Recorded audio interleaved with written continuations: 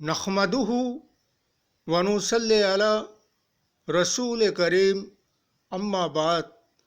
पश्चिम बंगला का पीर फुरफुरा दरबार शरीफ मुजद्दिदिया जमान पीर अबू बकर सिद्दीक रहमतुल्लाह अलैहि का संगठन ऑल इंडिया मुजद्दिदिया मिशन सर्वधर्मों सम्मिलन कमेटी के सदस्यों हैं हम। मोहम्मद आसिफ, इसके अलावा सर्वो भारतीय जातीय कांग्रेस का भी सदस्यों हैं हम। हिंदू, मुस्लिम, सिख, ईसाई, जैन, ख्रिस्टान, आदिवासी, दलित, हम सब है भाई भाई। मजहब नहीं सिखाता आपस में बैर रखना। हिंद है हम, ये वतन है हमारा।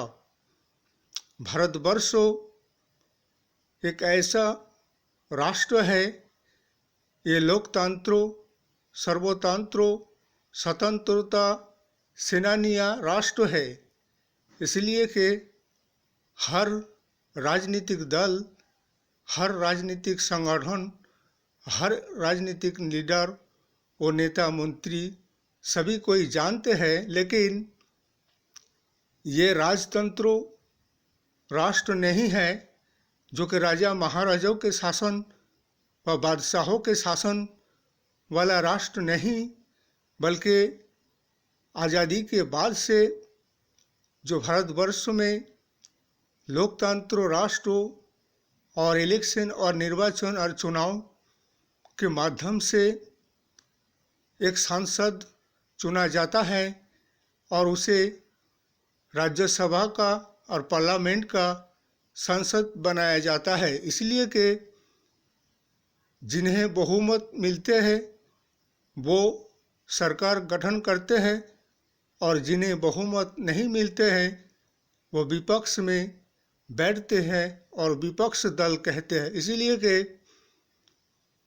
विरोधी दल संगठन भी जनगण जनसाधारण के चुने हुए विधायक और सांसद है और शासक दल भी जनगण जनसाधारण के चुने हुए विधायक और सांसद है। इसके मतलब ये नहीं कि सबको अपनी अपनी बात संसद में, पार्लियामेंट में, राज्यसभा में विपक्ष को भी और शासक दलों को भी सदन के सामने बात रखना और पेश करने का सबको अधिकार हक है।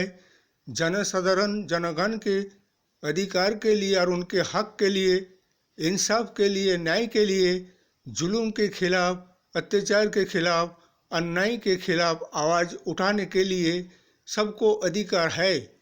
लेकिन जैसे कि मौजूदा शासक दल बीजेपी सरकार नरेंद्र मोदी साहब का शासनकाल में पार्लियामेंट के सदस्यता छीन लिया जाता है विपक्ष के, जैसे कि अभी हमारे पश्चिम बंगला के हमारे टीएमसी सांसद महुआ चौधरी का, जैसे कि उनकी सांसद छीन लिया जाता है।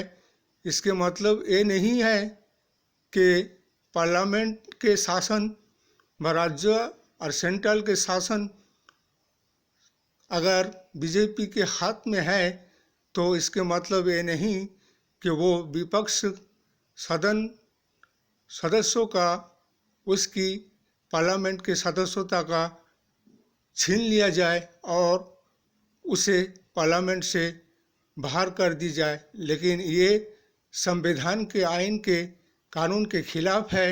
इसलिए कि ये राजतंत्र शासन नहीं बल्कि ये लोकतंत्र शासन है और संविधान उसे ये इजाज़त और हुक्म देता है अपनी बात रखने को। इसलिए कि अगर शासक दल की सारी बुराइयों को उनके सामने उठाया जाता है तो शासक दल को बुरा लगने लगता है। उन्हें तो चाहिए कि तुम जैसा भी जो सिद्धांत और फैसला ले शासक दल उसका समर्थन करो, ऐसा नहीं हो सकता है। अगर विरोधी पक्ष के और जनगण के खिलाफ अगर कोई फैसला लिया जाता है और कोई काम शासक दल करता है तो उसके लिए आवाज़ तो उठाना ही पड़ेगा और आवाज़ उठता ही रहेगा, जिससे कि जनगण को इंसाफ और न्याय मिले। इसलिए ये राजतंत्र शासन नहीं है, बल्कि ये लोकतंत्र शासन है। लोकतंत्र शासन के मुताबिक सबको अपने अपने बात रखने का अधिकार हक है।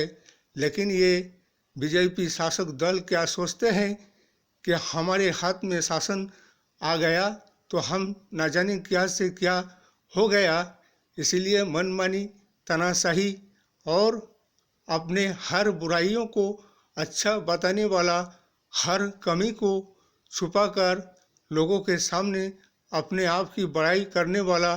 अपने आप की बड़ाई अपने से नहीं होता, बल्कि दूसरा जब करे उसकी बड़ाई तब है बड़ाई। इसलिए हमारे सर्वभारतीय जातीय कांग्रेस और 26 दल संगठनों से, इंटरनेशनल इंडिया से यही कहना कि हमारे अगर आने वाले 2024 के लिए तैयार होना है और 543 लोकसभा के सीटों में 543 कैंडिडेट को एक एक करके निकालना है। इसलिए कि बीजेपी के खिलाफ एक ही कैंडिडेट खड़ा किया जाएगा 29 राज्यों में। यही हमारा सिद्धांत और फैसला है। सबको आपस में ताल से ताल मिलाकर संगठन को और आगे बढ़ाना है और एक परिवर्तन, बदलाव को लाना है। जनगण को चाहिए कि परिवर्तन और बदलाव के तरफ आए और ऐसे सांप्रदायिक शक्ति और सांप्रदायिक संगठन को हटाइए और संविधान और आइन कानून, इंसाफ और न्याय को बचाइए। इस वीडियो को ज़्यादा से ज़्यादा लाइक दीजिएगा, शेयर कीजिएगा, सब्सक्राइब कीजिएगा। जय हिंद, जय भारत, मोहम्मद।